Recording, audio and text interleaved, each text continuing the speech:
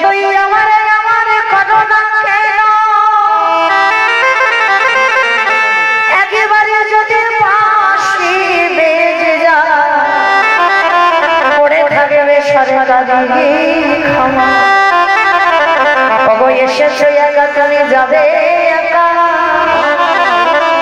শেষের দিনে যত আগে বসে থাকো না কেন, যত আমার করো না কেন, যাদের জন্য তুমি কৃষ্ণ ভজন ভুলে যাচ্ছ, যাদের জন্য একেবারে কৃষ্ণ বলে থাকতে পারছো না, কেউ তোমার সাথ দেবে না। শেষের দিনে জানি না মা আপনাদের এই খয়জামারিতে নিয়ম আছে কিনা, তবে আমার ডায়মন্ড হারবার এলাকায় নিয়ম আছে। মানুষ মরে গেলে কিছু দাও বা না দাও, দুটো জিনিস তারা করতে হবে, একটা হলো খোল আর একটা হলো করতা। এই পিছনে বাজাবে না, বলো হরি বলো হরি। কি মাইরা বলে তো আপনাদের এই এলাকায়? আচ্ছা কেন বলবো, এই জায়গাটা একটু বিচার করে কেন বলবো, বলো হরি হরি বল। ঠাকুর বিসর্জন করতে যাচ্ছ, বড় বড় ডিজে বক্স বাজছে, আর যেদিন আমাদের দেহ বিসর্জন হবে একটা ডিজে বক্স বাজিয়ে গেলে কি হতো না? তাহলে নিশ্চয়ই হতো। তাহলে হচ্ছে না কেন? এই জায়গায় আমার চৈতন্য মহাপ্রভু শিক্ষা দিলেন, ওরে কলির জ্ঞানন্দজি ভালো করে পিছনের দিকে তাকিয়ে দেয়, এসেছিস একা যাবি একা। তাহলে সাথ দেবে কে? না শুধু বাবা তোমার কর্মফল। তুমি সারা জীবনে কি কি করেছো, কতবার হরিবাসরে বসেছো, কতবার ভাগবত আসরে বসেছো, কতবার গুরুচরণ আশ্রয় করেছো, কতবার সাধুগুরু বৈষ্ণব সঙ্গ করেছো, এই ভালো ভালো কর্মগুলো তোমার সাথ দেবে। তবে মাইরা একটা গ্যারান্টি আমি দিতে পারি, আর একজন তোমার সাথ দেবে, সে কে জানো? এই হরি নামে যাবে। আমাদের পচা দেখো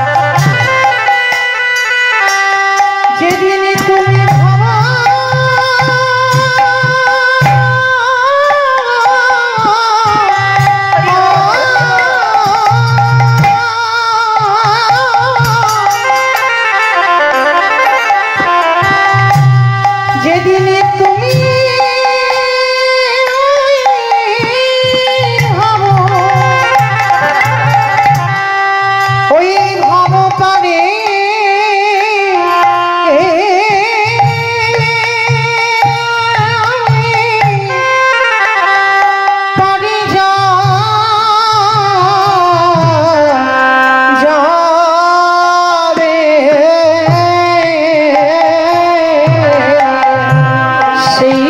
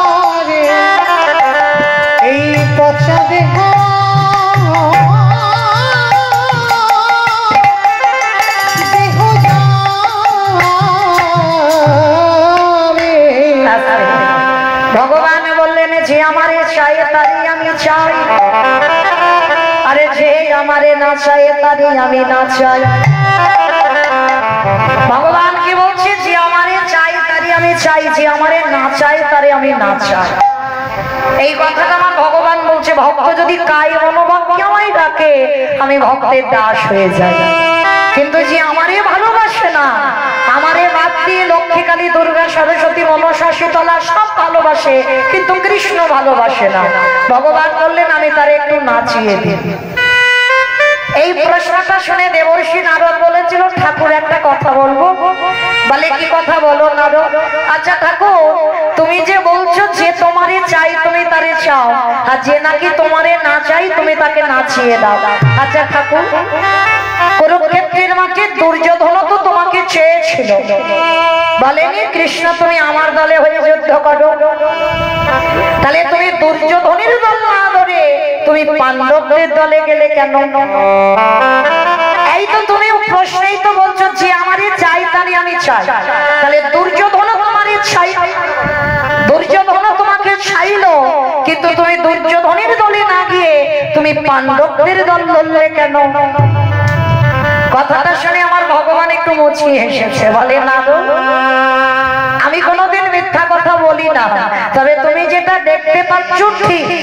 দুর্যোধন আমার একটা হাত ধরে বলেছিল কৃষ্ণ তুমি আমার হয়ে যুদ্ধ করো, আর ওদিকে তৃতীয় পাণ্ডব অর্জুন আমার একটা হাত ধরে বলেছিল কৃষ্ণ সখা তুমি আমার হয়ে যুদ্ধ করো। আচ্ছা মাইনা ভগবান তো একটাই, ভগবান সবার, তাই না? চোরেরও হয় আর সাধুরও হয়, যে যাকে একটু ভালোবাসতেই হয়। আপনারা মনে করছেন বাবা শুধু ভগবান কীর্তনিয়াতে, ভুল কথা। একটু তাকে ভালোবেসে দেখো ভগবান আমার থেকে তোমার বেশি ভালোবাসবে। কারণ চোরকে বলে চুরি করতে যা, আর মালিককে বলে তুই নিশ্চিন্তে ঘুমা, তোর মাল আমি পাহারা দিচ্ছি। তাহলে ভগবান কারোর একা সম্পদ নয়, ভগবান সবার। তাহলে ভগবান যদি সবার হয়, তা নারদকে বলছে নারদ অর্জুন আমার একটা হাত ধরেছিল, দুর্যোধন আমার একটা হাত ধরে, জানতো একা আমি কার দলে যাব। ওই জন্য আমি একটা সিদ্ধান্ত দিয়েছিলাম। কি সিদ্ধান্ত? আমি ঘুমাবো, ঘুম চোখ খুলে আমি যার মুখ প্রথম দেখবো আমি তার দলে হয়ে যাব। আমাইরা এই কথাটা মন্দ নয়। বলে ঠিক আছে কৃষ্ণ এই বুদ্ধিটা তুমি ভালো বের করেছো, তাহলে তুমি ঘরে গিয়ে ঘুমাও, ঘুম চোখ খুলে তুমি যার মুখ দেখবে তুমি তার দলেই যুদ্ধ করো। আর এই কথাটা শুনে বাবা দুর্যোধন সারা রাত ঘুমায়নি। কেন ঘুমায়নি? মনে মনে ভাবলো বাবা যদি ঘুমিয়ে পড়ি আর আমার উঠতে যদি একটু দেরি হয় তাহলে তো কৃষ্ণের ঘরে অর্জুন আগে চলে যাবে, আর আমার ভগবান অর্জুনের হয়ে যাবে। তার থেকে আজকে আমি সারা রাত ঘুমাবো। একেবারে রাত থাকতে থাকতে ভগবানের ঘরে পৌঁছে গেছে দুর্যোধন। আর ভগবানের ঘরে গিয়ে পৌঁছে গিয়ে বাবা চারিদিকে শুধু খোঁজাখুঁজি করছে। কি খুঁজছে বলো তো? কৃষ্ণ তুমি তো জানো আমি তোমার ঘরে আজকে আসবো, তুমি তো জানো আমি নিচে খুব একটা ভালো বসতে পারি না, তুমি আমার জন্য একটু চেয়ারের ব্যবস্থা করতে পারো? অপরাধ নেবেন না বাবা। এই যে এখানে কত গণ্যমান্য ব্যক্তিগণ আছে, অনেক অনেক ভক্তরা আছে বাবা, তবে কাউকে উদ্দেশ্য করে নয়, আমি আমার এলাকার কথা বলছি। যদি একটু চাকরিভূত করে বা একটু মাইনে টাইনে বেশি হয় বাবা, তাদের দেখলে মনে হয় যেন পা মাটিতে পড়ে, মানে ছেঁড়া তিরপলে বসতে বাবা তাদের পছন্দ নয়। বলে কীর্তনে গিয়ে কীর্তনিয়া কীর্তন গাইবে, আর আমি এত টাকা মাস গেলে মাইনে পাই, আর আমি একটা ছেঁড়া তিরপলে বসে কীর্তন শুনবো। কিন্তু মনে রাখতে হবে বাবা, বড় যদি হও আগে তোমাকে নিচু হতে হবে, আগে নত হও, সাধুগুরু বৈষ্ণব চরণে সম্মান দিতে শেখো, আগে গুরুজনদের শ্রদ্ধা ভক্তি করতে শেখো, তারপরে সমাজে যদি তোমাকে বড় বলে তবেই তুমি বড় হবে, তার আগে নয়। নিজেকে নিজে বড় বললে তো হবে না। তো দুর্যোধনের তেমন একজন ব্যক্তি ছিল, মনে মনে করছে কৃষ্ণ তুমি কি পারলে না আমার জন্য একটা সিংহাসনের ব্যবস্থা করতে? ভক্ত বাৎসল্য ভগবান অন্তর্যামী অন্তরে শুনতে পেয়ে ভগবান যেখানে ঘুমাচ্ছিল মাথার দিকে বাবা একটা স্বর্ণ সিংহাসনের ব্যবস্থা করেছে। রূপ নয়, তামা নয়, স্টিল নয়, কাঠেরও নয়, লোহারও নয়, স্বর্ণ সিংহাসন। আর যেই না স্বর্ণ সিংহাসনের ব্যবস্থা করেছে, দুর্যোধন দেখে বলে উঠল কৃষ্ণ তুমি আমায় এত ভালোবাসো, আজকে তুমি আমার বসবার জন্য তুমি স্বর্ণ সিংহাসনের ব্যবস্থা করেছো। বাহ, এই না হলে তুমি আমায় ভালোবাসো। দুর্যোধন বসেছে বাবা। আর দেখবেন অনেক অনেক মানুষের একটা অভ্যাস আছে, এটাও কাউকে উদ্দেশ্য করে বলছি না, দেখবেন বসার সঙ্গে সঙ্গে বাবা একটা পায়ের ওপর একটা পা তুলে দেয়, এতে সে মাটিতে বসলেও দেখবেন বাবা এই বসার ভাব দেখলে মনে হবে তার হৃদয়ে একটা আভিজাত্য ভাব আছে। অনেকে আছে বাবা বসলেই দেখবে একটা পায়ের উপরে পা তুলে দেয়, আবার শুধু পা তুলে দেবে না বাবা, পাটা দেখবেন ঝিরঝির করে নাড়া। তা দুর্যোধন অহংকারী যেই না পাটা নাড়াচ্ছে আর পায়ের থেকে ধুলোগুলো উড়ে উড়ে ভগবানের মাথায় পড়ছে। বিশ্বের স্রষ্টা মালিক ভগবান, যার ইচ্ছাতে জগতে চলে, সেই ভগবানের মাথায় পড়ছে পদধূলা। স্বর্গের দেবতারা বলে উঠল দুর্যোধন তোমার এই অহংকারের জন্য খুব তাড়াতাড়ি তোমার পতন অনিবার্য। তোমার মতো পাপিষ্ঠর পদধূলা আমার কৃষ্ণের মাথায় পড়ছে। আর ওই দিকটা বাবা অর্জুনের এত কালের ঘুম এলো, এক ঘুমে সকাল। আর যেই না সকালের কাকপক্ষী ডেকে উঠেছে, ছটকে উঠেছে, মনে মনে বলছে তাই তো আজকে তো আমার সখার কাছে যাওয়ার কথা, আমি তো কথা দিয়েছিলাম, আর যে আগে যাবে যার মুখ আগে দেখবে কৃষ্ণ তার হয়ে যাবে। তাড়াতাড়ি করে আর কোনো দিকে দেখেনি বাবা, ছুটে গেছে কৃষ্ণের ঘরে। এই জায়গাতে একটু আস্বাদন করে কৃষ্ণের ঘরে গিয়ে দেখছে বাবা দুর্যোধনের পাদুকা দুটো খোলা। বুঝতে পেরে গেছে কৃষ্ণ আর আমার হবে না, ও যে দুর্যোধনের হয়ে গেছে। তবু যাই একবার শেষ বেলার মতো আমার সখাকে দেখি আসে। প্রবেশ করে দেখে না কৃষ্ণ এখনো ঘুমাচ্ছে, আর মাথার দিকে দুর্যোধন পাটা নাড়াচ্ছে, আর মনে মনে অহংকারে বলছে অর্জুন দেখবে তো আজকে তুমি এমন ঘুম ঘুমিয়েছো, এবার তো কৃষ্ণ আমার দলে হয়ে যুদ্ধ করবে। অর্জুনও কিন্তু ওটাই জানে কৃষ্ণ আর আমার হবে না, দুর্যোধনের হবে। আর অর্জুন গিয়ে বসবে কোথায় জানো? ভগবানের পাটা যেখানে আছে ওইখানে ছোট একটা কুশের আসন পাতা আছে।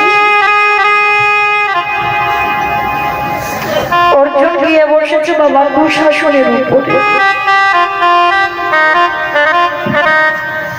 আর যারা কাঙাল হয় তাদের এখনো আভিজাত্য, তারা চায় না যে ভালো জায়গা চাই তারপরে বসবে। পাণ্ডবদের হয়তো বাবা কিছু অভাব ছিল না, যাদের সঙ্গে কৃষ্ণ থাকে তাদের কি জগতে কোনো কিছু অভাব হয়? এ জগতে ধনী তো সেই যার হৃদয়ে কৃষ্ণ প্রেম আছে। বাহ্যিক জগতের আমার অনেক পকেটে টাকা আছে, আমার পাথর সেটিং করা ঘর, আমি অনেক বড় লোক, অনেক ধনী, ও ধনীতে কোনো কাজ হবে না। ধনী তো সেই হয় যার হৃদয়ে কৃষ্ণ প্রেমের ভাবনা, যার একবার কৃষ্ণ নামে নয়নে বাড়ি ঝরে, যার কৃষ্ণ নামে যার হৃদয়টা দুলে ওঠে। অর্জুন গিয়ে কুশাসনে বসে দেখছে কৃষ্ণ এখনো ঘুমাচ্ছে, সখার চরণ দুটো বুকে ধরেছে, সখারি ওরে কি দেখো,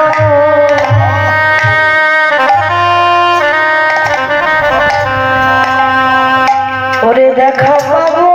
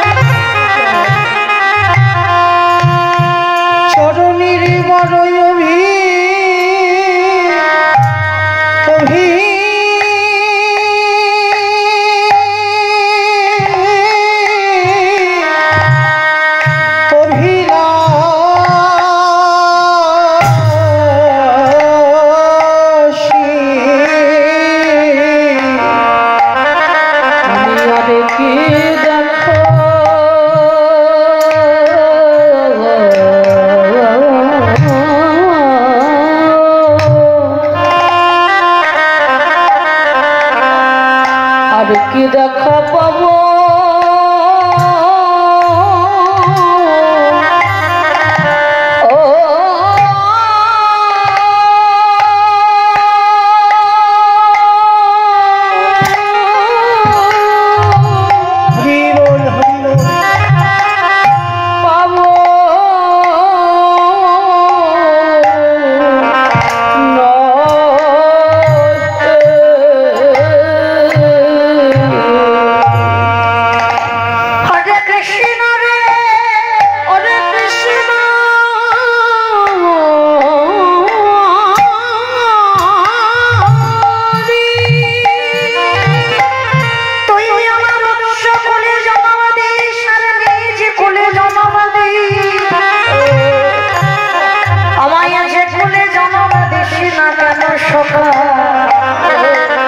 আমার পশু কুলে জন্ম দি, সারে কীর্তি কুলে জন্ম দি, আমার পতঙ্গ কুলে জন্ম দি, আমার যে কুলে জন্ম দিছি না কেন, তুই শুধু আমায় একটা আশীর্বাদ করে দি, আমি যেন কৃষ্ণ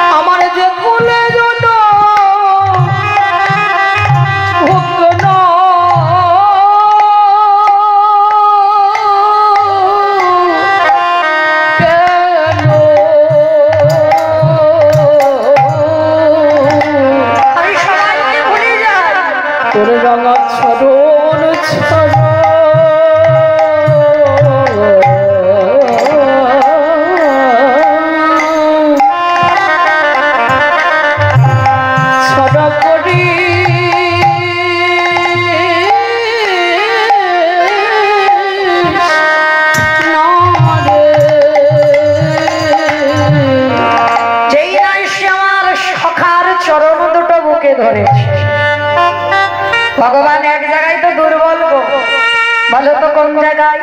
ভগবান দুটো বস্তু সহ্য করে না, একটা হলো ভক্তের অহংকার, আর একটি বস্তু হলো ভক্তির চোখের জল। আর একজন ভক্ত যদি চোখের জলে আমার গোবিন্দ চরণ ধোয়াতে পারে, আর কি আমার ভগবান থাকতে পারে? একেবারে ঘুম চোখটা খুলে অর্জুনকে একেবারে বক্ষে জড়িয়ে ধরেছে, আর অর্জুনকে বক্ষে ধরে বলল সখা। যেই না সখা বলে জড়িয়ে ধরেছে, দুর্যোধন পিছন থেকে বলে উঠল কৃষ্ণ এইটা তুমি কি করলে? আমি তো তোমার ঘরে আগে এসেছি, তার মানে তুমি আমার দিকে তাকাবে, তুমি আমার পক্ষে হয়ে যুদ্ধ করবে, একেবারে অর্জুনকে জড়িয়ে ধরলে কেন? বলে আরে পাগল, আমি তো কোনোদিন বলিনি যে আমার ঘরে আগে আসবে। আমি বলেছিলাম ঘুম চোখ খুলে আমি যার বদনে প্রথম দর্শন করব, আমি তার সঙ্গে যুদ্ধ করব, তার পক্ষে থাকবো। তাহলে ঘুম চোখ খুলে কেউ কি মাথার দিকে আগে তাকায়? সবাই বাবা ঘুম চোখ খুলে আগে আমরা পায়ের দিকে তাকাই।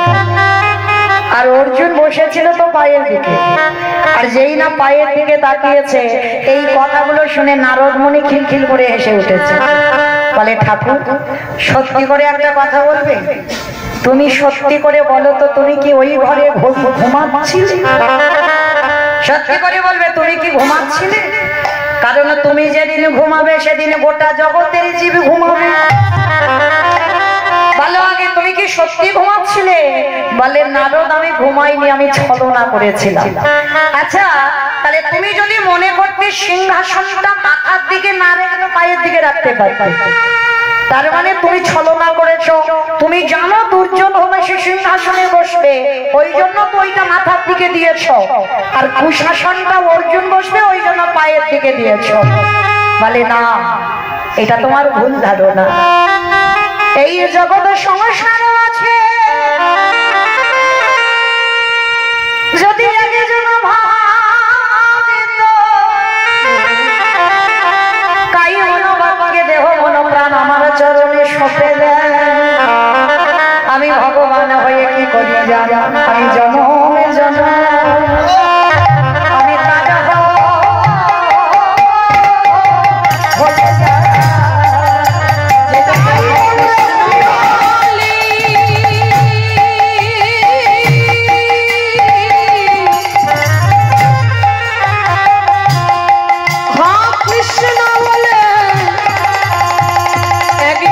সবে সপে দেয় গো, আমি যে সে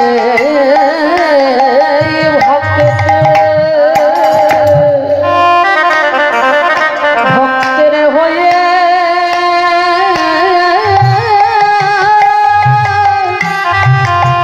যাই গো।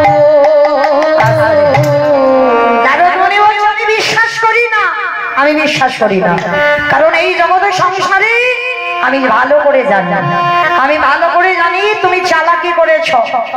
কারণ তুমি এবার সত্যি বলছো না যে অর্জুন তোমায় ভালোবাসে আর দুর্যোধন তোমায় ভালোবাসে না। আমি নিজের চোখে দেখলাম দুর্যোধনও ভালোবাসে, অর্জুনও ভালোবাসে, কিন্তু তুমি এক পক্ষ হয়ে আর এক পক্ষকে হারিয়ে দিচ্ছ। বলে না নারো, পাণ্ডবদের বিশ্বাস আছে, আর ওরা 100 জন কুরুপক্ষে ওরা আছে, ওদের বিশ্বাস নেই। ভগবান পেতে গেলে সবার আগে একটা জিনিস দরকার, বিশ্বাস। আপনারা যারা যাবেন জগন্নাথ ধাম, পুরী ধাম, লীলাচল, এই শুধু পুরী ধামে গিয়ে বাবা সমুদ্রে পাল্টি খেলে হবে না। হ্যাঁ, এক সপ্তাহ ট্যুরে যারা টুরিস্ট বাসে যাই না, এক সপ্তাহের জন্য যাই, 4টে দিন পুরী ধামে যে থাকি বাবা, দেখবেন 4টে দিন কিন্তু সমুদ্রে হাবুডুবু খাবে। কিন্তু ওই একজনকে জিজ্ঞাসা করে তো 4 দিন কি তুমি জগন্নাথ দেখেছিলে? অতি কষ্টে একটা দিন হয়তো দেখেছে, পুজো দিয়েছে, চলে এসেছে। তাও আবার অনেকে পুজো টুজোও দেয়, মানে ওই ভিড় ভিড়ে, কারণ জগন্নাথ খায় না। অনেক রকমের ভক্ত আছে বাবা, কিন্তু একটা কথা মনে রেখো, এই জগন্নাথ দেখা মানে তোমার কৃষ্ণ দেখা হয়ে যায়। জগন্নাথ দেখা মানেই তোমার কৃষ্ণ দেখা। যদি বলেন কেন, বাবা, যারা যারা পরবর্তী দিনে জগন্নাথ ধাম লীলা চলে যাবে, এই কথাটা বলার একটাই কারণ, আর কটা দিনের পরেই তো আমাদের রথযাত্রা। আর এই রথযাত্রার সময় এখনো কিন্তু নদিয়াবাসীরা, নবদ্বীপবাসীরা বিশ্বাস করে এখনো আমার ওই জগন্নাথ ধামে, পুরী ধামে আমার মহাপ্রভু বিরাজমান। যার জন্য বহু ভক্তরা নবদ্বীপ থেকে যায় জগন্নাথ ধাম, পুরী ধামে রথযাত্রার সময়। তো যারা যারা পরবর্তী দিনে যাবে জগন্নাথ ধামে, এই জগন্নাথকে একবার দর্শন করা মানে তোমার কৃষ্ণ দর্শন হয়ে যাবে। কেন বাবা, আপনারা জানেন ভগবান কৃষ্ণচন্দ্র প্রভাসযোগ্য লীলা করেছিল। এই লীলার পরে বাবা কোনো লীলার করেনি, কারণ জলাধারের তীরে প্রভাসের তীর্থে ভগবানই দেহত্যাগ করেছিল ভগবান। আর দেহত্যাগ করবার পর ভগবানের দেহটাকে চন্দন কাষ্ঠে পোড়ানো হলো। আর যখন চন্দন কাষ্ঠে পোড়ানো হলো, কে মুখাগ্নি করেছিল জানো? এই পাণ্ডবদের মধ্যে তৃতীয় পাণ্ডব অর্জুন। কারণ 56 কোটি যদুবংশ ছিল না ভগবান। মহাভারতে গান্ধারীর অভিশাপে 56 কোটি যদুবংশ ধ্বংস হলো। তো যার জন্য তৃতীয় পাণ্ডব অর্জুন মুখাগ্নি করেছিল। কিন্তু মা, কৃষ্ণের দেহটা সব পুড়ে গেল, একটা জায়গায় পড়েনি। বলো তো কোনটা? যেটাকে আমরা বলি এই নাভি। এই নাভিটা সে আপনারা শুধু ভগবান বলে নয়, এই নাভিটা কোনো ব্যক্তিরই পড়ে না। যখন আমাদের দেহটা পোড়ানো হয় কাঠে, সে কারেন্টে দিলেও বাবা নাভিটাকে পুড়বে না। ওই নাভিটাকে, যেটাকে সব বলা হয়, ওইটা এনে অনেকে মন্দির বানায়, আবার অনেকে গঙ্গায় ওটা বিসর্জন দেয়, পুঁতে রেখে দেয়। তো কৃষ্ণের নাভিটা যখন পুড়লো না, দৈববাণী করেছিল প্রভাসের জলে ওই নাভিটাকে যেন ভাসিয়ে দেওয়া হয়। ওই নাভিটা ভাসতে ভাসতে গেল কোথায়? জগন্নাথ ধাম, পুরী ধাম। আরো একটা কথা বলি, জগন্নাথ দেখবার আগে সবাইকে কিন্তু একটা জিনিস দর্শন করতেই হবে, যেটা হলো ওই পুরী ধাম থেকে 90 কিলোমিটার দূরে যেটা হচ্ছে নীলমাধব। দেখবেন বাবা, কেউ 5-7 বার চলে গেছে জগন্নাথ দেব দর্শনে, কিন্তু একবারও হয়তো তার নীলমাধব দর্শন হয়নি। কিন্তু মনে রেখো, আদি জগন্নাথই হচ্ছে আমার নীলমাধব। কারণ ওই যে নাভিটা, যেটা ব্রহ্ম, ওইটা ভেসে গেল, নিয়েছিল কে? শবররাজ। আর শবররাজটাকে ওই জরা দেয়। যখনই জরা দেয়, কৃষ্ণকে মারলো। আর যখন কৃষ্ণ গাছ থেকে পড়ে গেল, জরাদাদ ছুটে গিয়ে বলেছিল, প্রভু আমার হাতে তোমার মরণ হলো, আমি কত বড় পাপী। ভগবান বলে, তোমার সাধ্য কি তুমি আমায় মারবে? এই পৃথিবীতে একটা পাতা নড়ে, সেটাও আমার ইচ্ছাতে। তাহলে তুমি ভাবলে কি করে যে তুমি মেরেছো আমায়? কারণ আমি তোমাকে কথা রেখে দিয়েছি যে তোমার হাতে আমি মরবো। সেই যে বাবা বালির পুত্র অঙ্গ, যেদিন বালিকে নৃশংস ভাবে হত্যা করেছিল রঘুপতি রামচন্দ্র, আর সেদিন অঙ্গ প্রতিজ্ঞা করেছিল যে আমার বাবাকে যেমন মারলো, আমিও ভগবানের কাছে কায়দা করে বর চেয়ে নেব। যেদিন অঙ্গ কাঁদছে, রামচন্দ্র গিয়ে বলেছিল, অঙ্গ তুমি কাঁদছো তোমার পিতার মৃত্যুর জন্য? আজ আমি রঘুপতি রামচন্দ্র, আমি তোমাকে আদেশ দিলাম, বলো তুমি আমার কাছে কি চাও? অঙ্গদ বলেছিল, প্রভু আমি যেটা চাইবো তুমি আমায় দিতেই পারবে না। পারবো, আমি মর্যাদা পুরুষোত্তম রামচন্দ্র, আমার কথার কোনোদিন খিলাফ হয় না। আর এই রামচন্দ্র মর্যাদা পুরুষোত্তম কেমন দেখো, সীতামা ছিল না বলে দ্বিতীয় কিন্তু বিবাহ করেনি। সোনার সীতা তৈরি করে যজ্ঞে বসেছে, কারণ রামচন্দ্র যদি মনে করতো তাহলে দ্বিতীয়বার বিয়ে করতে পারত। কিন্তু না, তিনি ছিলেন মর্যাদা পুরুষোত্তম ভগবান। সীতার বিহনে স্বর্ণ সীতা তৈরি করে যজ্ঞে বসেছিল, কিন্তু দ্বিতীয়বার বিয়ে করে। আজকে লক্ষ্য করেন, সেই অঙ্গদ বলছে, প্রভু আমি যা চাইবো তুমি দিতে পারবে না। কে বলেছে পারবো না? তুমি একবার চেয়ে দেখো। সেদিন অঙ্গদ বলেছিল, প্রভু তাহলে তুমি সত্য করো, আমি যা চাইবো তুমি তাই দেবে। সেদিন অঙ্গদ ত্রিসত্য করলো, আর সেদিন আমার রামচন্দ্র ত্রিসত্য করে বলেছিল, প্রভু মনে রেখো আমি যা চাইবো তুমি তাই দেবে। হে রাজা, তোমার চরণে আমার নিবেদন,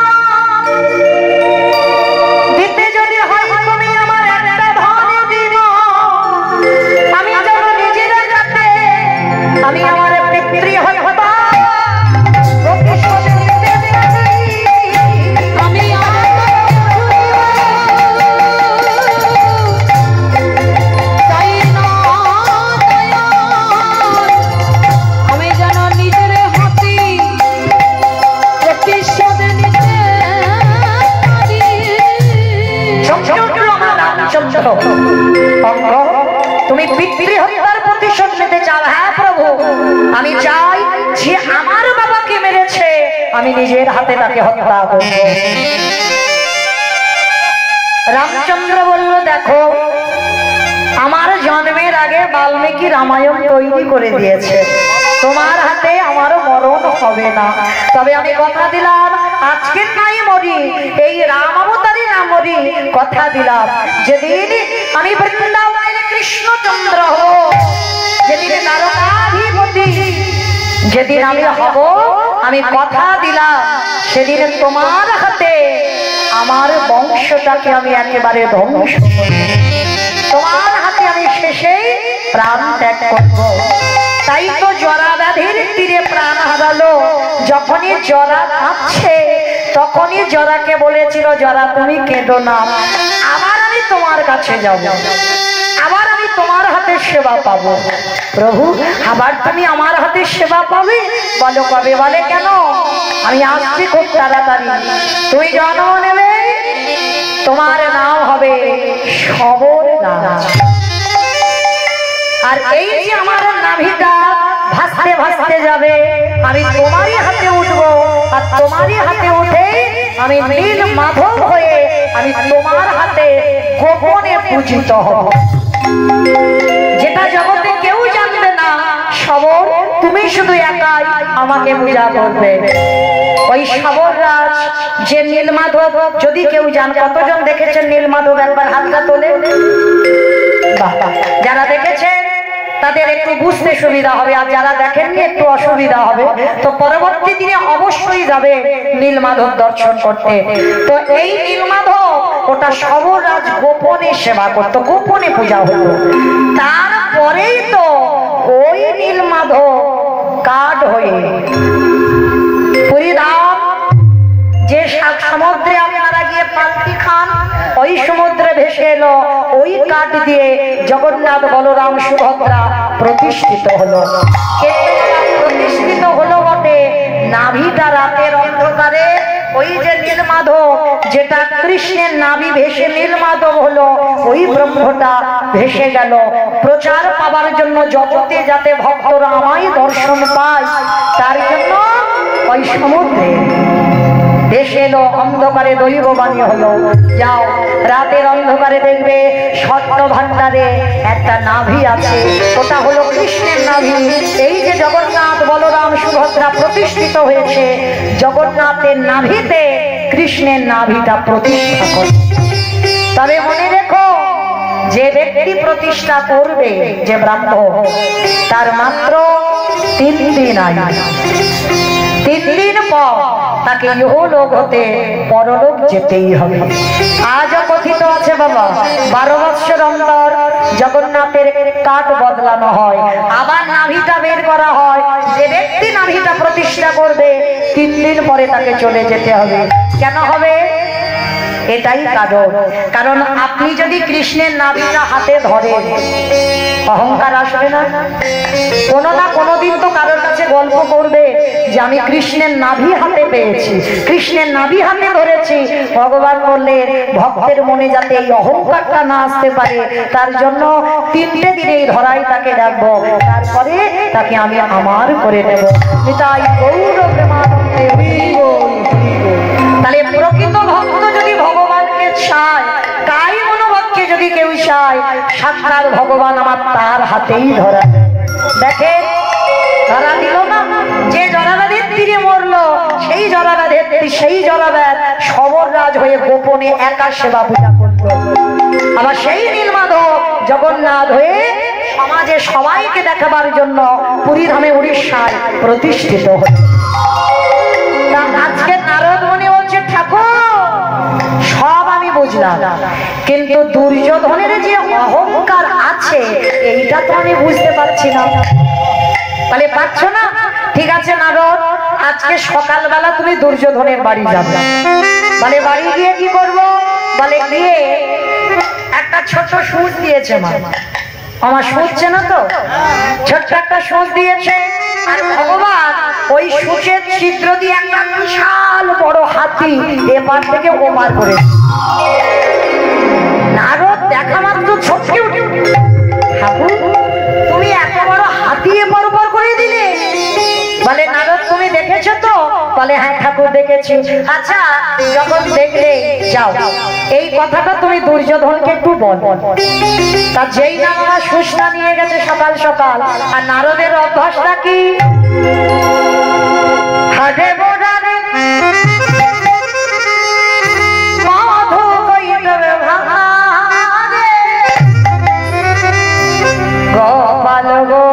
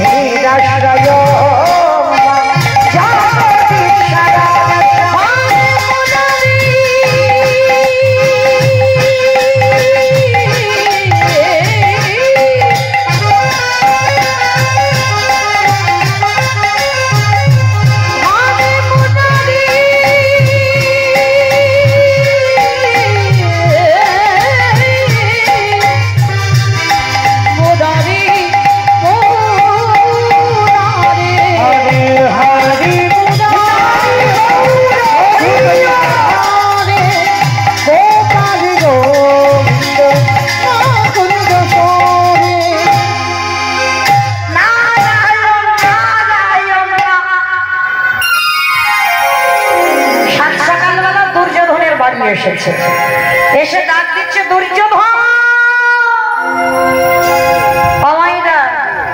এই জায়গাটা একটু আস্বাদন করবে।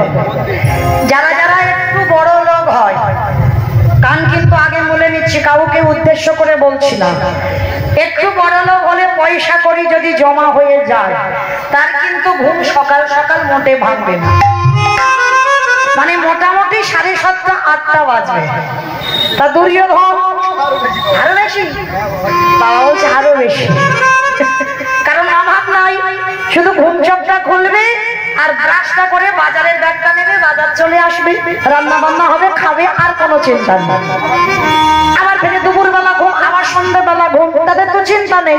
তা দুর্যোধন অহংকারী ছেলে, একটু বেলা করে ওঠে, আর নারদ মনে গিয়ে ডাক দিচ্ছে দুর্যোধন। মানে ভোর 4টের সময় গেছে, আর যেই না ঘুমটা ভেঙে গেছে ভোরের বেলা, দুর্যোধন দরজায় এসে দেখছে নারদ। এত ভোর ভোর আমার দরজায় এসেছে যে বড়, বলো কি চাও? সুষ্টা বের করেছে নারদ। আমার রেগে যাবে না? একে বড় লোকের ছেলে, কিছু অভাব নাই, সকালবেলা একটা সুচ দেখাচ্ছে। সুষ্টা নিয়ে বলছে এই দেখো, দেখতে তোমার সাহস তো কম নয়, সকাল সকাল তুমি আমাকে সুচ দেখাতে এনেছো।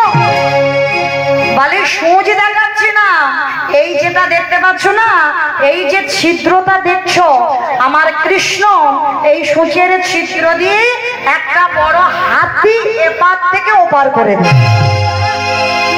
আর যেই না কথাটা বলা, সঙ্গে সঙ্গে বাবা অহংকারী দুর্যোধন বলে বলেন অপদার্থ, তোমার এত বড় স্পর্ধা, একটা সুতো এদিক ওদিক করা যায় না, কতবার বাবা তার চোখ বাঁধে।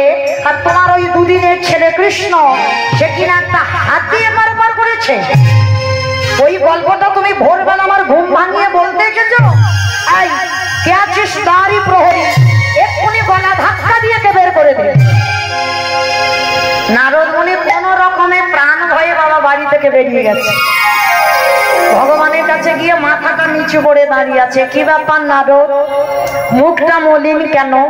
বলে ঠাকুর বিশ্বাস করলো না। বলে ঠিক আছে, করেনি তো কি হয়েছে, এবার তুমি যাও একবার পাণ্ডবদের কাছে ঘুরে এসো। বলে ঠাকুর আবার যদি মেরে তারা করে, বলে অসম্ভব, একবার যাও গিয়ে দেখে এসো। ভোরবেলা পরের দিন ভোর 4টের সময় পাণ্ডবদের দরজায় গেছে। আর বাবা যারা ভক্তি জগতে নেমেছে তাদের ঘুম ভোরবেলা ভাঙবেই ভাঙবে। সারাদিনে সেবা পূজা করবে, জানা তৃপ্তি পাবে। ভোরের বেলা যখন মঙ্গল আরতি হবে এর মতো তৃপ্তি আর কোনো সময় পাবে না। সারাদিনে যত আরতি করো, যত খেতে দাও, কিন্তু ভোরের আরতির মতো শান্তি, ভোরের পরিবেশের মতো আর ভোরের বেলা সেবা পূজা করে যত তৃপ্তি পাবে ওটা কোনো সময়ই পাবে না। আর পাণ্ডবরা এরা তো কৃষ্ণ ভক্ত, প্রত্যেকেই এরা ভোরবেলা ওঠে। আর 4টের সময় নারদ মুনি গিয়ে ডাকছে, অর্জুন, নকুল সহদেব যুধিষ্ঠির। যেই না দেখেছে বাবা সবার প্রথমে মধ্যম পাণ্ডব ভীম দরজা খুলে। আহ্বানটা দেখো, নারদ মুনিকে দর্শন করে ষষ্ঠাঙ্গে মাটিতে দণ্ডবত প্রণাম। মায়েরা মনে রেখো, তোমরা যেন কোনোদিন শুয়ে পড়ে দণ্ডবত প্রণাম করো না, খবরদার, খুব অপরাধ। অনেক মায়েরা জানে না বাবা, করে ফেলে, দেখেছি মাটিতে শুয়ে পড়ে দণ্ডবত প্রণাম। ওগুলো আমাদের নারী জাতিদের নয়, ওগুলো পুরুষদের। পুরুষদের মাটিতে শুয়ে পড়ে দণ্ডবত প্রণাম করতে হয়। আমরা নারী জাতি, আমাদের পঞ্চাঙ্গ প্রণাম করতে হবে। মাটিতে হাঁটুটা রেখে মাথাটা ঠেকিয়ে হাত দুটো মাটিতে ঠেকাও, এই পঞ্চাঙ্গ প্রণাম, 5টা অঙ্গ ঠেকিয়ে প্রণাম। আর পুরুষেরা ষষ্ঠাঙ্গে দণ্ডবত শুয়ে পড়ে প্রণাম। তো এই যে যখনই ভীম দণ্ডবত প্রণাম আর প্রণাম করতেই বাবা নারদ মুনিকে প্রশ্ন করছে, আজ আমাদের সকালটা খুব ভালো যাবে, কারণ আপনার মতো মুনি বদন দর্শন। আগের দিনের ব্যবহার পরের দিনের ব্যবহারে তফাৎ দেখেন। মানুষ সবাই, কি বাবা ভুল বললাম? মানুষ সবাই, এখানে সবাই মানুষ, আমিও মানুষ, আমার সম্প্রদায় যারা দাঁড়িয়ে আছে বসে আছি সবাই মানুষ। দেখতে হলে হবে না, মানুষের মতো চেহারা, মানুষের মতো দুটো হাত পা হয়েছি মানে মানুষ না। যে ভক্তের হৃদয়ে মনুষ্যত্ব জ্ঞান নাই, যে ভক্ত গুরুজনদের সম্মান করতে জানে না, গুরুজনদের শ্রদ্ধা করতে জানে না, সাধুগুরু বৈষ্ণব চরণে নত হয় না, পিতামাতাকে শ্রদ্ধা ভক্তি করে না, তাকে বাবা সমাজ মানুষ বলে গণ্য করে না। শুধু লেখাপড়ার ডিগ্রি তৈরি হলে তাকে মানুষ বলে না। আগে তোমাকে মনুষ্যত্ব জ্ঞান অর্জন করতে হবে, তবেই তুমি মানুষ হবার যোগ্যতা অর্জন করবে। যেই না বাবা দণ্ডবত প্রণাম ভীম, নারদ তো চমকে উঠেছে, এদের স্বভাব কেমন আর ওদের স্বভাব কেমন, একই বংশের ছেলে কিন্তু কত পরিবর্তন। এইবার নারদ মুনিকে দেখে ভীম করজোড় করে বলছে, আসো বসুন আগে, তারপরে আমি কথা শুনবো। না ভীম, বসবার টাইম নেই, একটা কথা বলবো বলে এলাম। কি কথা? এই যে সুচটা দেখতে পাচ্ছ? বলে হ্যাঁ। এই যে ছিদ্র দেখতে পাচ্ছ ছোঁচে? বলে হ্যাঁ। বলে জানো, ওই ছিদ্র দিয়ে কৃষ্ণ একটা বড় হাতি এপার থেকে ওপার করে। আর যেই কথাটা বলা, আমার ভীম খিলখিল করে হেসে উঠেছে। বলে আগো, সকাল সকাল তুমি তোমার হাসির গল্প শোনাচ্ছ, কি ব্যাপার বলো? আমি বললাম একটা হাতি ছিদ্রের এপার ওপার হয়েছে, এটা হাসির কথা? বলে হাসির কথা না, হে মনিবর, আমার কৃষ্ণ যদি মনে করে, আমার কৃষ্ণ যদি মনে করে, শুধু একটা হাতি এপারে ওপারে করে না, আমার কৃষ্ণ যদি মনে করে এই গোটা ব্রহ্মাণ্ডকে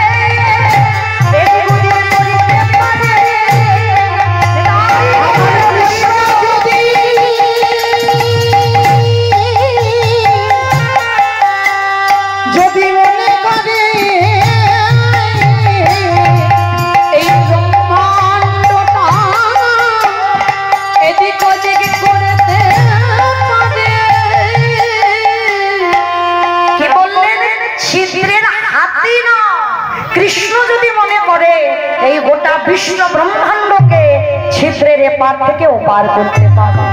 আর তুমি তো একটা হাতির গল্প শোনাচ্ছ, তাহলে এটা হাসির গল্প হলো না? নারদ মুনি চমকে উঠল। এবার আমি বুঝতে পারলাম কেন আমার কৃষ্ণ দয়াময় পাণ্ডবদের হলো আর কেন আমার কৃষ্ণ 100 জনদের হলো? কারণ ওদের বিশ্বাস নেই আর এদের যে হৃদয়ে পরিপূর্ণ বিশ্বাস। কারণ হাতি নয়, কৃষ্ণ মনে করলে বিশ্ব ব্রহ্মাণ্ডকে এদিক ওদিক করে। এইবার নারদ মনে বলছে ঠিক আছে এবার তাহলে আসি। দাঁড়াও দাঁড়াও, চলে তো যাচ্ছ, আমার ভগবানের কাছে তো তুমি থাকো। হে মনিবর, তোমার কাছে আমাদের পাণ্ডবদের একটা নিবেদন, তুমি কৃষ্ণের সনে যদি রাখা, আমার কৃষ্ণকে একটা কথা বলে দিল।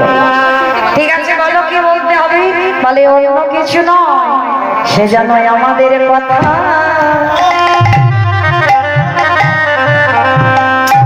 যেন ভুলে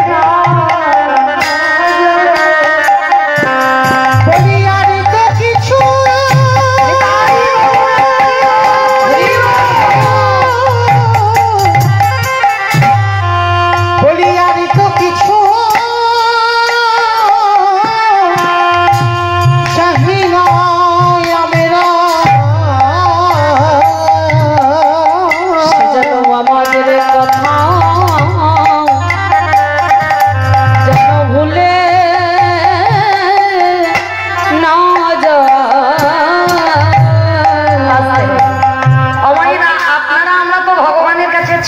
ঠাকুর এটা দাও, ঠাকুর ওটা দাও, ঠাকুর ছেলে ভালো থাকুক, স্বামী ভালো থাকুক, চাকরি হোক, এগুলো চাই। কিন্তু না, পাণ্ডবরা চেয়েছিল কিচ্ছু দিতে হবে না, শুধু যেন কৃষ্ণ আমাদের কথা একটু মনে রাখে। আর আমরা যেগুলোই যাই না কেন, আমরা যেন বদন ভরে ওই গুরু চরণের হৃদয়ে ধরে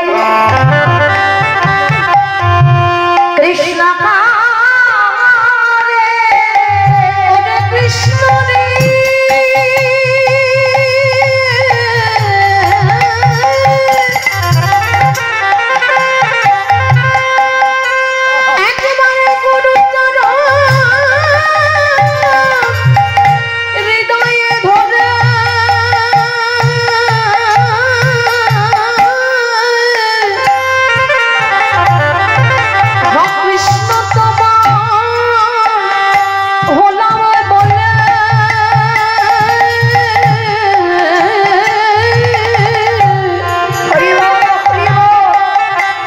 যদি ওই চরণে তরে মন প্রাণ সব সোপে,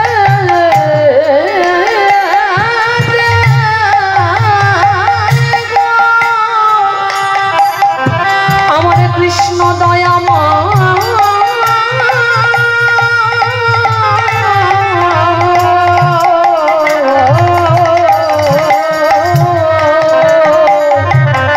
ভেবে বলল কৃষ্ণ রে, আজ নারদ মুনি এসে দেখে গেল, এসে দেখে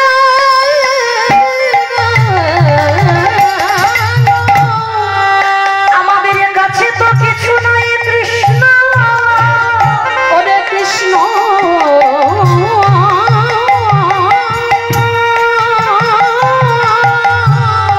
আমাদের শুধু রইল হৃদয়ে ভরা প্রেম ভক্তি, তাই কৃষ্ণ তরে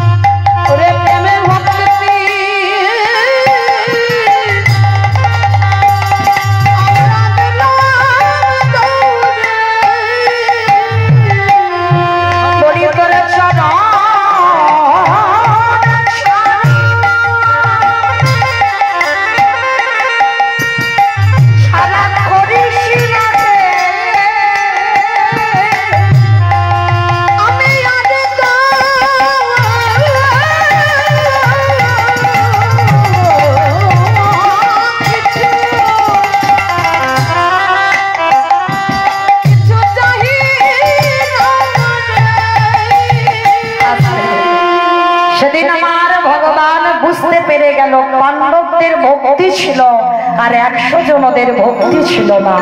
তাই আজ নারদ মুনি গিয়ে বলল, প্রভু তাহলে যে সম্পদ ধরলে তোমায় পাওয়া যায়, আমি নারদ আগত কলিযুগে যাব, আমার নাম হবে শ্রীবাস পণ্ডিত। প্রভু ওই শ্রীবাস পণ্ডিত হয়ে যেদিনই যাব, তুমি কথা দাও পৃথিবীতে 1000 লাখ কোটি ভক্ত থাকলেও তুমি কথা দাও আমার আঙিনায় বসে তুমি আমার সামনে তুমি এই হরিনাম সংকীর্তন গাই। তাই সেই চৈতন্য মহাপ্রভু একটা দিনে যে দিনটা ছিল বাবা একাদশী তিথি, এই যে হরিনাম যজ্ঞ আপনারা করেন, আপনারা শোনেন, এই হরিবাসর প্রথম শ্রীবাস অঙ্গনে হয়েছিল একাদশী তিথিতে, যেটা হচ্ছে হরির বাসর। তো একাদশী তিথি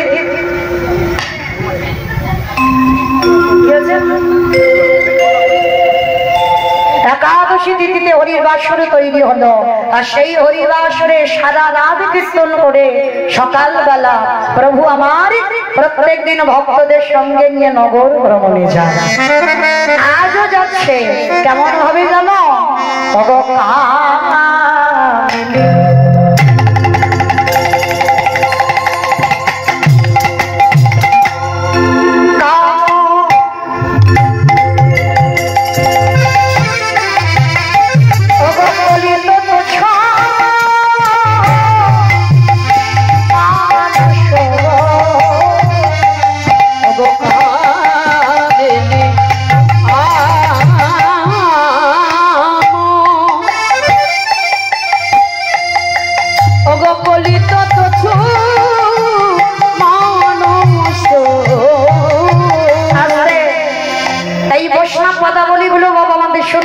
যাই বলি না কেন, যেহেতু অষ্টপল্লী লীলা কীর্তন চলছে তো আমাদের পদাবলী গুলো শুনতে হবে।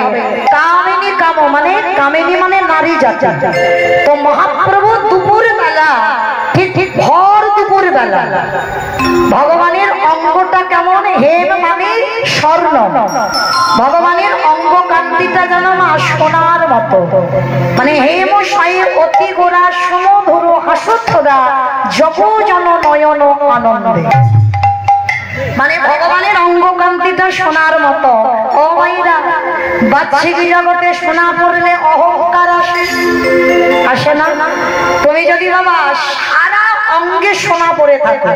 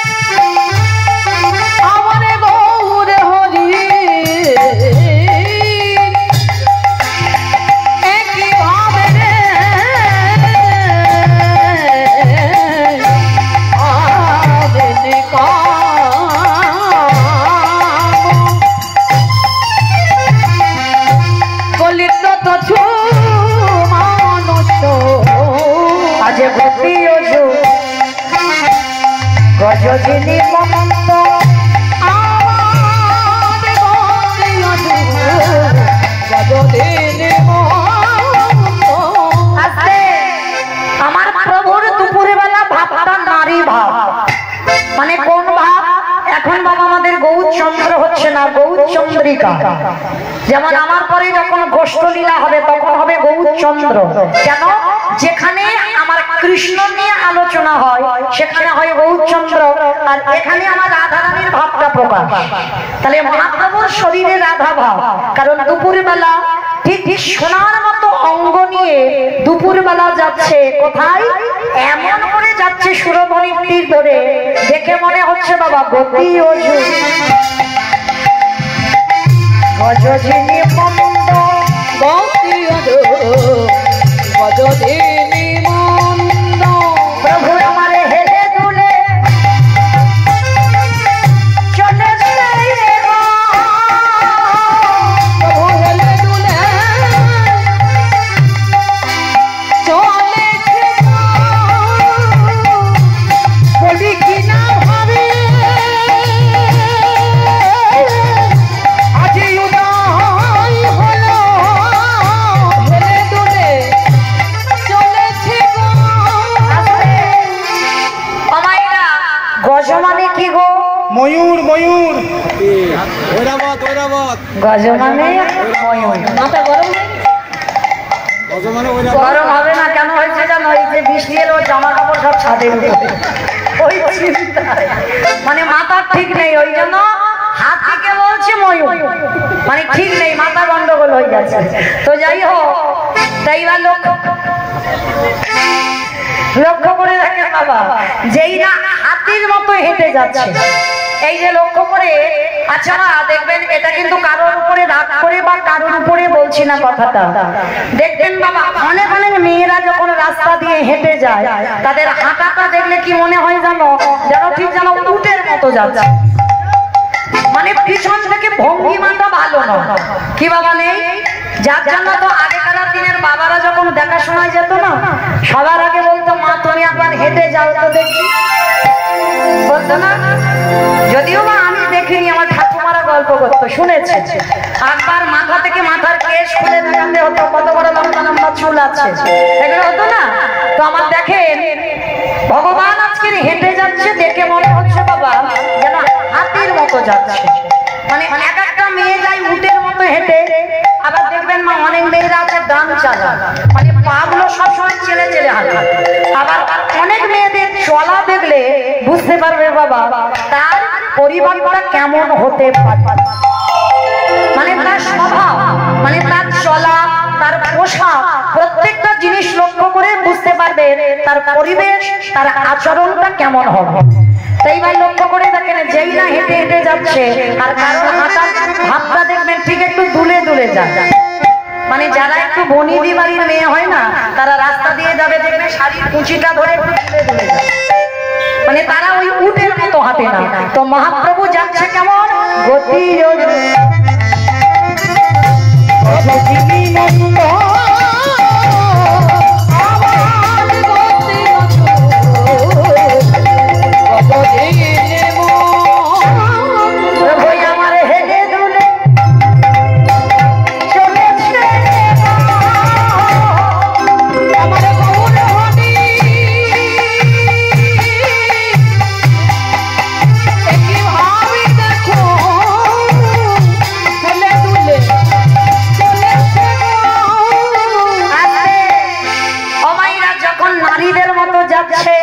যেতে যেতে হঠাৎ বাবা কি হয়েছে জানো? মা যদি নহি পুনঃ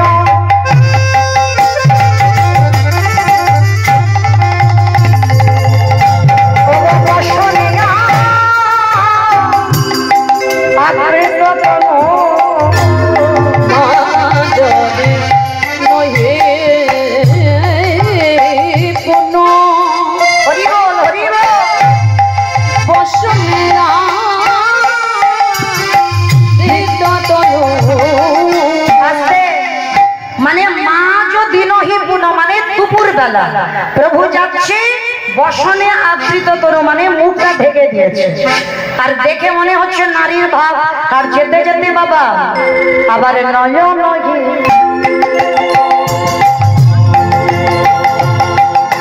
জলে পরিপূর্ণ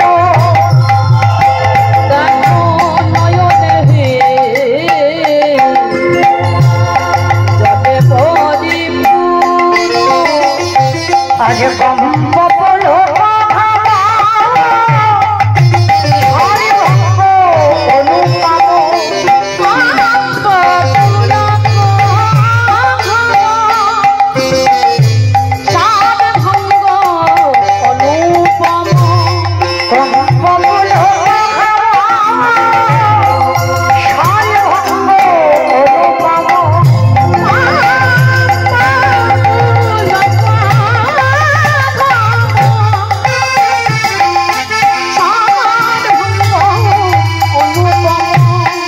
আমার নয় নয় জলে পরিপূর্ণ নয়ন হে জলে পরিপূর্ণ। ভগবান আমার যাচ্ছে ভক্তদের সঙ্গে নিয়ে দুপুরবেলা, ভাবটা সেই সূর্য পূজার ভাবে ভাবিত। কিন্তু বাবা ভগবান একা তো যাচ্ছে না, আরো ভক্তগণ সবাই পড়ে আছে, সবাই আছে। তো সবাই যখন সঙ্গে আছে, মহাপ্রভুর একজন পার্ষদ ছিল যার নাম গৌরীদাস পণ্ডিত। বাবা জানেন এই গৌরীদাস পণ্ডিত কে ছিল? আমার ভগবান কৃষ্ণের সুবল, সুবল সখা। এই গৌরীদাস ছিল সুবল সখা। আর ত্রেতা যুগে রঘুপতি রামচন্দ্রের একজন ভক্ত ছিল যার নাম হচ্ছে বিভীষণ। আর এই বিভীষণের পুত্র যার নাম ছিল তরণীসেন।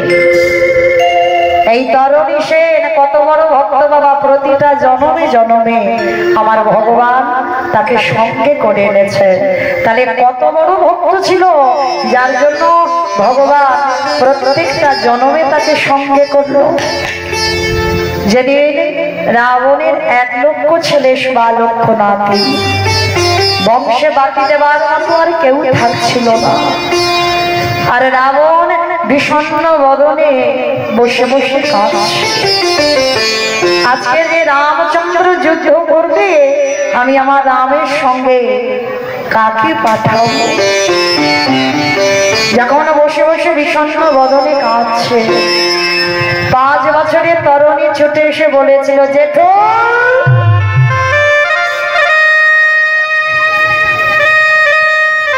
জেঠু আমি আছি, আমি যাব রামের সঙ্গে যুদ্ধ করতে। না তরুণী, তুই যে আমার একমাত্র নয়নের মনি, তুই যে আমার একমাত্র বুকের ধন, আমি তোর নামটা রেখেছি তরুণী বড় আশা করি। তরুণী মানে কি বলো তোমার? রাবণ বিভীষণের ছেলেটার নাম রেখেছিল তরুণী। কেন জানো? যেদিন আমার বংশে কেউ থাকবে না, তোর নামের তরিতে করে আমি যেন ভবনদী পার হতে পারি। ওই জন্য তোর নামটা রেখেছিলাম আমি তরুণী। তরুণী বলছে, জেঠু আমি যাব, আমি যাব যুদ্ধ করতে রামের সঙ্গে। না বাবা না, আমি তোকে পাঠাতে পারবো না। কেন তুমি পারো না? আমার অন্যান্য দাদারা তো সব গেল, তাহলে আমাকে কেন পাঠাবে না তুমি? ওরে যদি তোর মা সরমা না থাকতো, তাহলে আমি তোর অনুমতি দিতাম। এখনো যে তোর মা সরমা বেঁচে আছে। অনেক আগেই বাবা তরুণীর বাবা বিভীষণ ধরা দিয়েছিল। আর আজকে তরুণী বলছে, আচ্ছা জেঠু, আমি যদি একবার আমার মার কাছ থেকে অনুমতি আনি, তাহলে তুমি আমায় বিদায় দেবে তো? হ্যাঁ বাবা, আগে তোর মা অনুমতি দেখ, তুই যুদ্ধে যাবি, তাহলে আমি তোকে বিদায় দেব। ঠিক আছে জেঠু, তাহলে তুমি দাঁড়াও, আমার মার কাছ থেকে অনুমতিটা নিয়ে আসি। ছুটে গেছে সরমার কাছে। আর সরমা তখন কোথায়? ঠাকুর ঘরে বসে বসে নিরজনে ভগবানের কাছে জানাচ্ছে, দয়াময় আমার মা তরুণীকে তুমি তোমার চরণে আশ্রয় দাও, ওকে তুমি যেন চরণ ছাড়া করো না। আর ঠিক সেই সময় তরুণী গিয়ে ডাকছে, মা ও মা। কিরে তরুণী, আমায় ডাকছিলিস বাবা? ও মা, একটা কথা বলবো। কি কথা রে বাবা?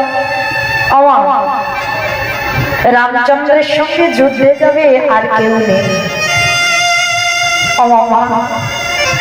একবার তুমি আমায় অনুমতি দাও, আমি রামচন্দ্রের সঙ্গে যুদ্ধ করতে চাই। না না তরুণী না, খবর ও কথা বলিস।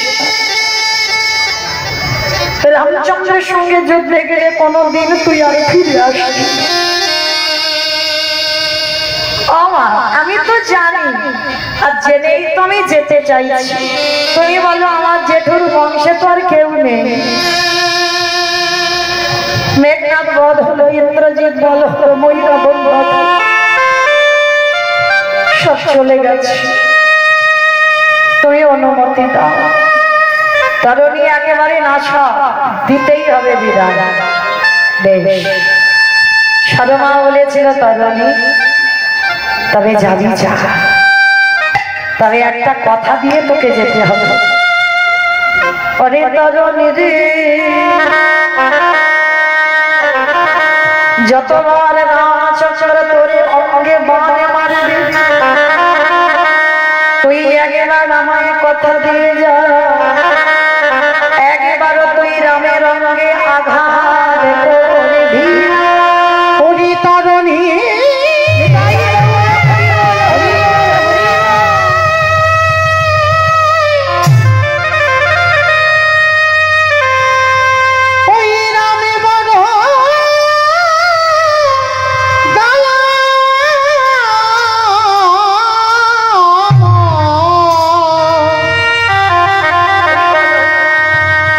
কখনো তাদের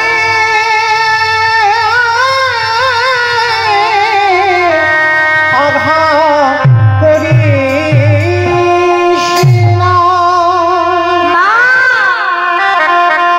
আমি তো ছোট্টা হয়ে যাচ্ছি। একজন যদি আমাকে মান দেয় আমি তো তাকে মান মারবো না। ওরে রামচন্দ্রের অঙ্গটা বড় কোমল, ওই কোমল অঙ্গে যদি তুই মান মারিস আমার প্রভু যে বড় ব্যথা লাগবে। ঠিক আছে মা, তুমি তো আমার মা, আজ পর্যন্ত যা যা কথা বলেছ আমি সব শুনেছি, আজকেরও শুনবো।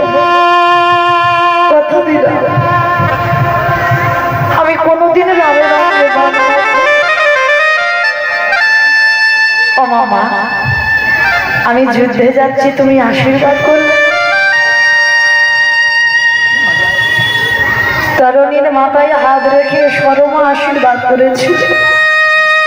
খোকা, আমি তোর মা হয়ে শেষ বেলায় আশীর্বাদ করলাম।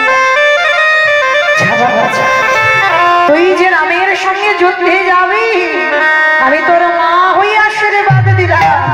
ওই যুদ্ধ থেকে কোনোদিন আর তুই আমার করে যাওয়া ফিরে না আসি। তরুণী রে,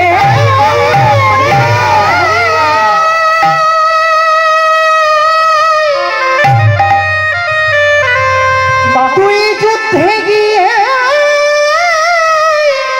ফিরে আসবি না, এই আশীর্বাদ করিলাম তো।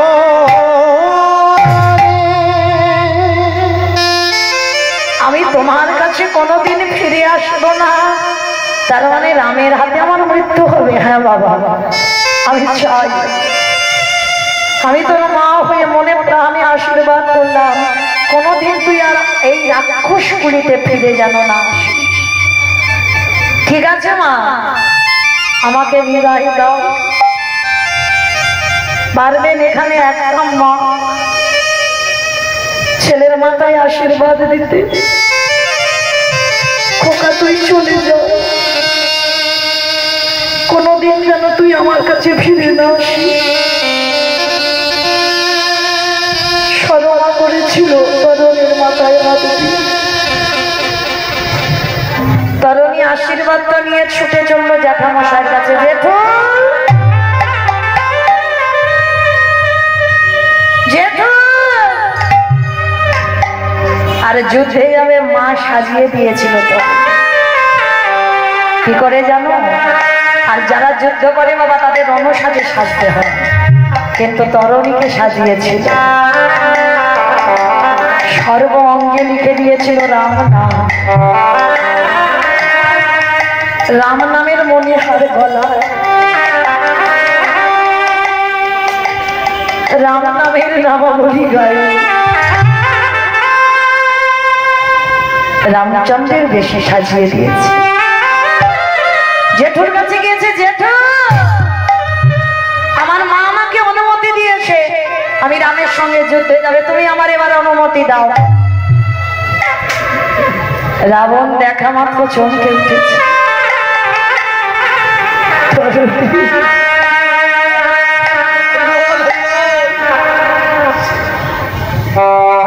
কে তোকে সাজিয়েছে,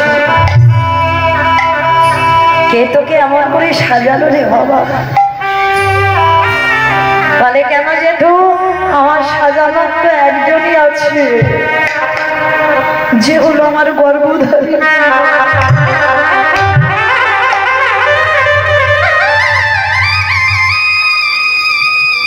রাবণ বলেছিল তরণী, তোর মা যদি আমার ভাতৃবধূ না হতো, আর আমি যদি তোর মায়ের ভাসুর না হতাম, একবার তোর মায়ের চরণ ধুলা দাবি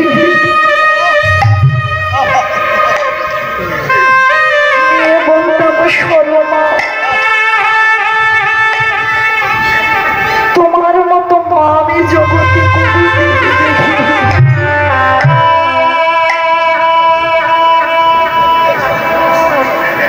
তোমার মতো মা আমি জগতে কোনোদিন দেখি।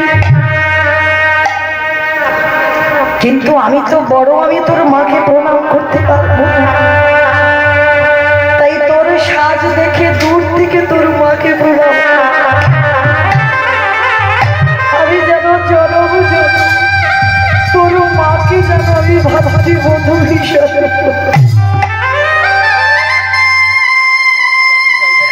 সরমার মাথায় হাত দিয়ে বলল, যে আশীর্বাদ করেছিল তরণীকে, সেই আশীর্বাদ রাবণ ও তরণীর মাথায় হাত দিয়ে করল। তরণী, আমি তোর জ্যাঠামশাই হয়ে এই প্রথমবার তোর মাথায় হাত রেখে বর দিলাম। ওরে খোকা রে, যে জেঠু তোরে জীবনে ভালো চাই, সেই জেঠু প্রথমবারে আশীর্বাদ দিল। কালে যাবে নামে সংযুদ্ধ, আমি তোরে জেঠু হয়ে আশীর্বাদ দিলাম, যেন কোনোদিনই এই রাক্ষস গুলিতে আমি ফিরে না।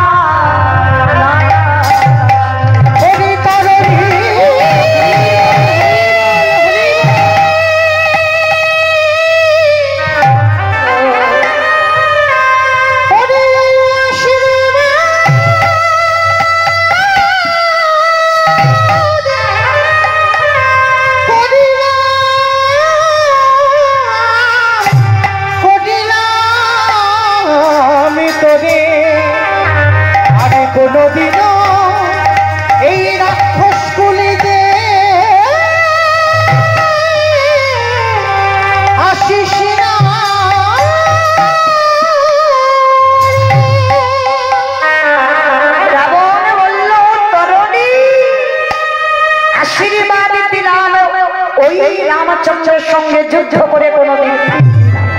তরণী আনন্দে লাফিয়ে উঠল, জ্যাঠামশাই আমার মা যে আশীর্বাদ দিল, তুমিও আমার জেঠু হয়ে সেই আশীর্বাদ। আমি কথা দিলাম ওই রামের সঙ্গে যুদ্ধ করে আমি যেন না ছুটে চলল রণক্ষেত্রে। আর প্রতিদিনই যুদ্ধে কে আসবে বিভীষণ বলে দিত। আজকের যখন বলে দিচ্ছে, যতবার খড়ি পাচ্ছে বাবা ততবার তরণীর নাম হচ্ছে, ততবার তব বিদ্যা যাচ্ছে। রামচন্দ্র বিভীষণকে প্রশ্ন করল, বিভীষণ আজকে কে যুদ্ধে আসছে বলতে পারবে যে আমার ছেলে আসছে? বলতে পারছে না। যে কে যুদ্ধে আসছে। ভালো করে দেখো, যেই না খড়ি পেতেছে বাবা আবার মুছে দিল, আবার লিখলো, দেখছে তরুণী উঠল। প্রভু আজকের কে যুদ্ধে আসছে আমি তোমায় বলতে পারবো না। ভালো করে দেখো তো বিভীষণ কে আসছে। প্রভু আজকের আমার এই খড়ি পাতায় ঠিক হচ্ছে না। যেই বললো খড়ি পাতায় ঠিক হচ্ছে না, তরুণী আমার নয়নে জলে কাঁদছে ওদিকে যুদ্ধে এসে। আর এদিকে রঘুপতি রামচন্দ্র তরুণীর সঙ্গে যুদ্ধ করে যখনই ব্রহ্মবাণ স্মরণ করল, আর ওই ব্রহ্মবাণ স্মরণ করে তরুণীর মস্তকটা স্মরণ করল, তরুণীর মাথাটা লুটিয়ে পড়ল। বিভীষণে ছুটে গেল, তরুণীর কাটা মন্ডুটা নিয়ে কাঁদছে। রামচন্দ্র প্রশ্ন করলো, বিভীষণে যার মাথা ধরে তুমি কাঁদছ? বলে, প্রভু অন্য কেউ না, এ হলো আমার একমাত্র পুত্র তরুণী। একমাত্র পুত্র বলেছে তরুণী। কি বললি? তরুণী তুমি কেন আমাকে বললি না? যেই না নয়নে জলে বহু হাসে কাঁদছে, বিভীষণ বলল, প্রভু আশীর্বাদ করো, এই তরুণীকে তুমি জনমে জনমে সঙ্গে নিয়ে আসো। আশীর্বাদ করলো, এই তরুণী হলো সুবল সখা, আর সেই সুবল সখা কলিযুগে হলো গৌরী দাস। চলুন আছেন আমার সবাই, বেরিয়ে আছে না।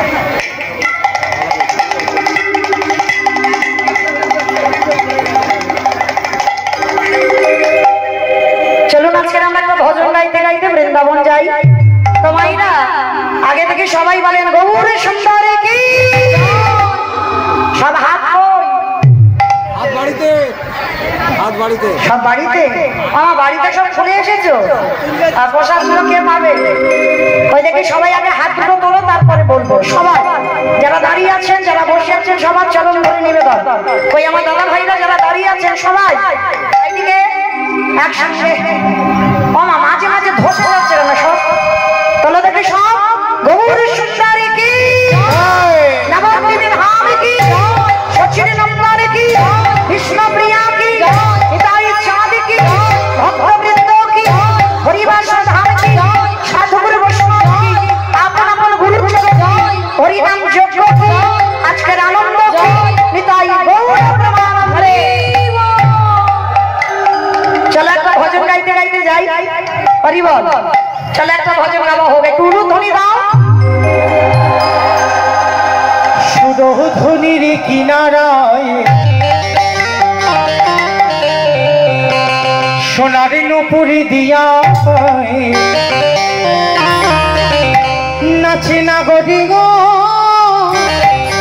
সুন্দর গৌরাঙ্গরা। সুরধ্বনির কিনারায় সোনার নুপুরি দিয়া নাচে নাগরি গো সুন্দর গৌরাঙ্গরা। ওই সুরধ্বনির কিনারায় সোনার নুপুরি দিয়া পায় নাচে নাগরি গো সুন্দর গৌরাঙ্গরা। ওই সুরধ্বনির কিনারায় সোনার নুপুরি দিয়া পায় নাচে নাগরি গো সুন্দর গৌরাঙ্গরা। নাচে সুন্দর, নাচে সুন্দর, নাচে সুন্দর গৌরাঙ্গরা, নাগরি গো সুন্দর গৌরাঙ্গরা। ওই সুরধ্বনির কিনারায় সোনার নুপুরি দিয়া পায় নাচে নাগরি গো